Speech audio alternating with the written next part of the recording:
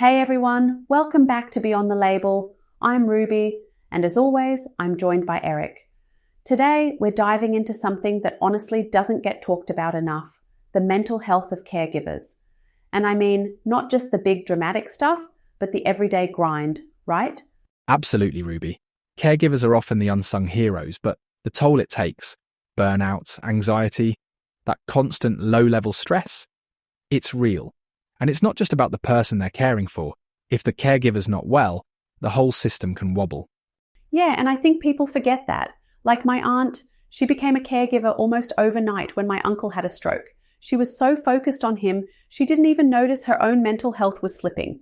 She'd say, "I'm fine, just tired." But it was more than that. She was anxious all the time, snapping at people, just not herself. It took ages for her to realize she needed help too. That sounds so familiar. I think a lot of people listening will relate. It's easy to ignore your own needs when you're in that role. But as we've said in previous episodes, especially when we talked about self-care and boundaries, if you don't look after yourself, you can't really look after anyone else, can you? Exactly. And it's not selfish. It's actually essential. If you're running on empty, you're not giving your best to the person you're caring for. I mean, it's like trying to drive a car with no petrol. Terrible analogy, but you get what I mean. No, it's a good one.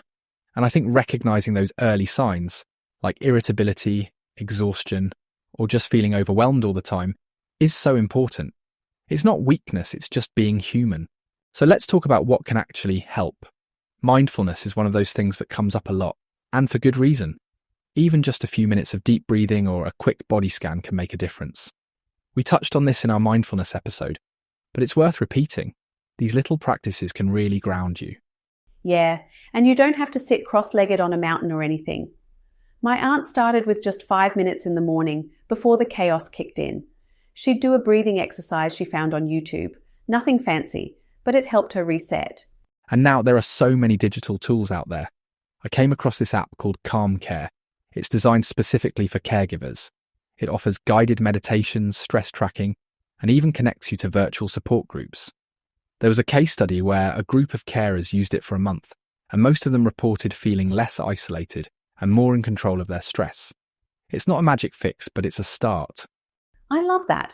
And it's not just apps. There are online forums, Facebook groups, even WhatsApp chats where caregivers can vent or swap tips. Sometimes just knowing you're not alone makes a massive difference. Definitely. And for anyone listening, don't underestimate the power of those small daily routines. Whether it's a mindfulness app, a quick walk, or just a cuppa in peace, it all adds up. So let's get into support networks. I think one of the hardest things is actually recognizing when you need help and then asking for it.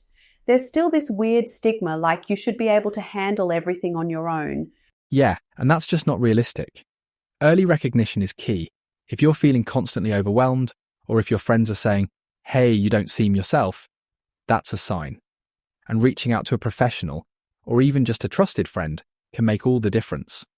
Building a support network doesn't have to be complicated. It can be family, friends, neighbours, or even other caregivers you meet online. My aunt found a local group that met for coffee once a month, and it became her lifeline. She'd come back lighter, you know? I can relate to that, actually. Working in media can be pretty full on, and I've definitely leaned on my mates and colleagues when things get stressful. Sometimes just having someone to talk to, who gets it, is enough to keep you going. Same here. I mean, we've both had those late night calls, right?